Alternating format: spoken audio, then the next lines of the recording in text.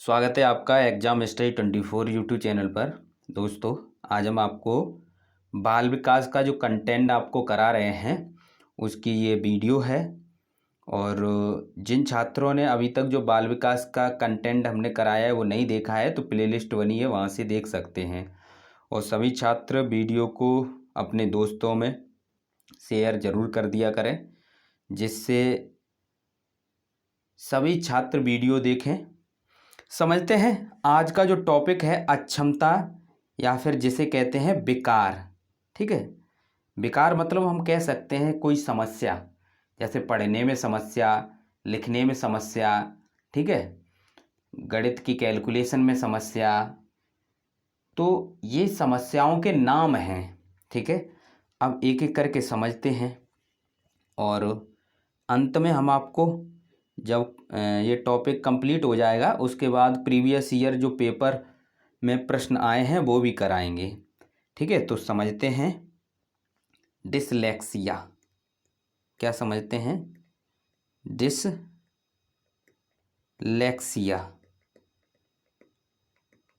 Dyslexia आपके paper में पूछा जा सकता है। ठीक है, डिसलेक्सिया। तो जो डिसलेक्सिया है ये आपको हिंदी में दिया होगा इस प्रकार डिसलेक्सिया, लेकिन ये इसकी इंग्लिश भी डिसलेक्सिया ही होती है। यानी हम कह सकते हैं डिसलेक्सिया है, इंग्लिश को ही हिंदी में लिख देते हैं। ठीक है, समझ में आया? और जो डिसलेक्सिया है इसकी जो हिंदी होती है वो होती है पठन वैकल्य। पठन वैकल्य, लेकिन बहुत कम ये दिया होगा पठन वैकल्य। आपको दिया जाएगा डिसलेक्सिया।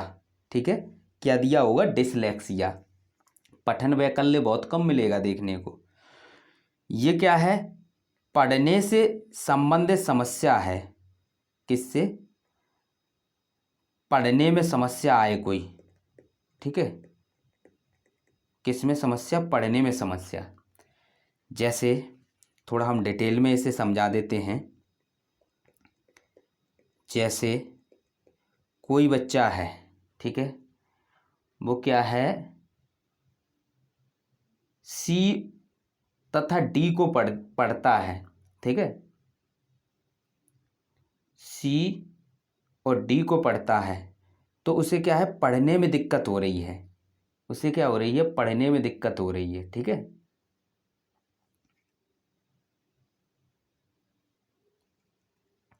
यानी हम कह सकते हैं यदि कोई बच्चा है सी को डी पढ़े, सी को डी पढ़े, ठीक है, या फिर हम कहें डी को सी पढ़े, यानी उसे जो अक्षर हैं, जो आपके जो मिलते जुलते अक्षर हैं, डी में क्या है ऐसा उसे प्रतीत होता है, ये डी में सी मिला हुआ होता है ना, इसलिए तो हम कह सकते हैं जो पढ़ने में दिक्कत हो रही है वो क्या है?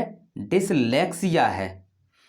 अगर हिंदी में दिया है तो कोई दिक्कत ही नहीं पहचानने में, क्यों? पठन माने पढ़ना। ठीक है, नेक्स्ट देखते हैं। नेक्स्ट है आपका डिसग्राफिया। नेक्स्ट क्या है? डिसग्राफिया। नेक्स्ट है आपका डिसग्राफिया। इसमें क्या होता है? डिसग्राफिया अगर हिंदी इसकी लिखें तो लेखन वैकल्य होगा। क्या होगा? लेखन वैकल्य। ठीक है, यानी तो अगर हिंदी पता पड़ जाएगी तो आपको पता ही पड़ जाएगा कि लिखने में समस्या है। क्या है? लिखने में समस्या। यदि किसी छात्र को लिखने में समस्या है तो कौन सा विकार है? डिसग्राफिया। ठीक है, लेकिन आपको हिंदी नहीं दी होती है, बहुत कम देखने को मिलेगी हिंदी। नेक्स्ट है आपका, और एक चीज़ और समझनी है, जब ये दोनों एक साथ दिए हों अब क्या करें? यानी बच्चा क्या है, कोई भी अक्षर यानी जैसे हम कह सकते हैं कोई भी अक्षर पढ़ने में और लिखने में प्रॉब्लम हो रही है, उसे समान आकृति के दिख रहे हैं, जैसे इसे ही समझ लो। ठीक है, अब आपसे पूछा जाए और उसमें ऑप्शन दिया है डिसलेक्सिया और डिसग्राफिया। अब आप क्या करेंगे? हमने बताया है कि अगर पढ़ने में कोई समस्या है तो डिसलेक्सिया, अगर पढ़ने में समस्या है तो डिसलेक्सिया, और यदि लिखने में समस्या है तो डिसग्राफिया। लेकिन एक क्वेश्चन में दोनों ही चीज़ें दे दी, तो आपको ये समझना पड़ेगा पहले बच्चा पढ़ना सीखता है। ठीक है, जब उसे पढ़ने में ही प्रॉब्लम हो गई तो स्वतः ही वो लिखने में भी प्रॉब्लम हो जाएगी। ठीक है, तब जब दोनों एक साथ हों, विकल्प में दोनों एक साथ हों और दोनों के ही पढ़ने और लिखने की बात हो, तो वहाँ पर आपको डिसलेक्सिया लगाना होगा। ठीक है, ये बात समझना बहुत ज़रूरी है।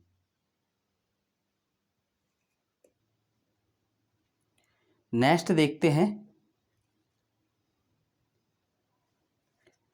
नेक्स्ट है आपका डिसकैलकुलिया। ठीक है, ज़्यादातर ये 2-3 ही पूछे जाते हैं। डिसकैलकुलिया।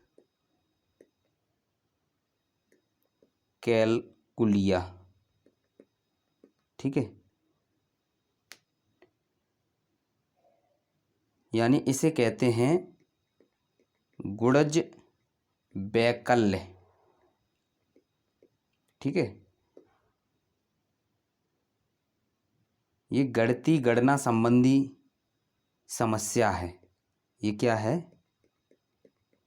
गणितीय गणना, गणितीय गणना से संबंधित समस्या है। क्या है? समस्या है। और देखते हैं इसमें और हैं आपके डिस्फेजिया। क्या है? डिस्फेजिया। डिस्फेजिया में क्या होता है? बोलने या भाषाई विकार है। ये बोलने से संबंधित है या फिर हम कह सकते हैं भाषाई विकार। नेक्स्ट देखते हैं डिस्प्रैक्सिया। डिस्प्रैक्सिया। डिस्प्रैक्सिया क्या है? शारीरिक कौशल विकार है। ये शारीरिक कौशल विकार।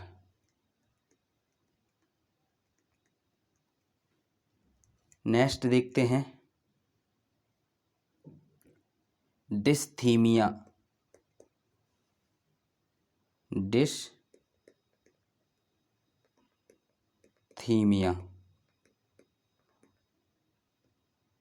ये क्या है?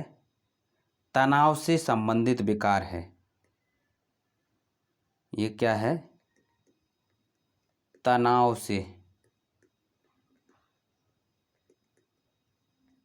से संबंधित विकार है। ठीक है, अभी आपको ये सभी हम जो प्रीवियस ईयर में प्रश्न आए हैं उन्हें सभी हम दिखाएंगे। डिस्मोर्फिया। डिस्मोर्फिया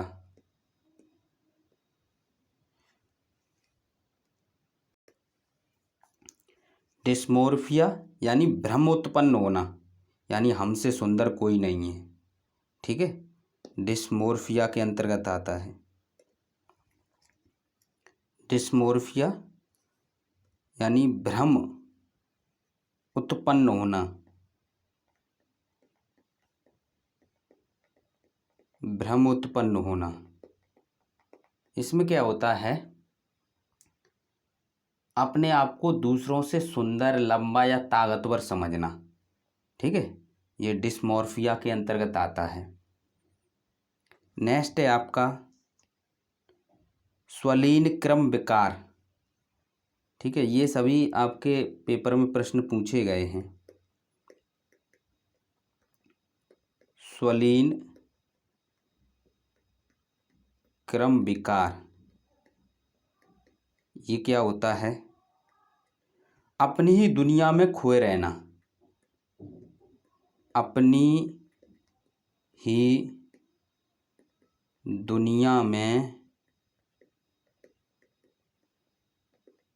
खोए रहना, तो ये किसके अंतर्गत आता है? स्वलीन क्रम विकार के अंतर्गत आता है। नेक्स्ट और है आपका अवधान न्यूनता, अवधान न्यूनता अतिक्रियाशीलता विकार, अतिक्रियाशीलता विकार, अतिक्रियाशीलता विकार, ठीक है। इसमें क्या होता है ये समझ लें। इसमें बच्चा आसानी से विचलित होने की प्रवृत्ति रखता है। इसमें क्या होता है? इसमें बच्चा आसानी से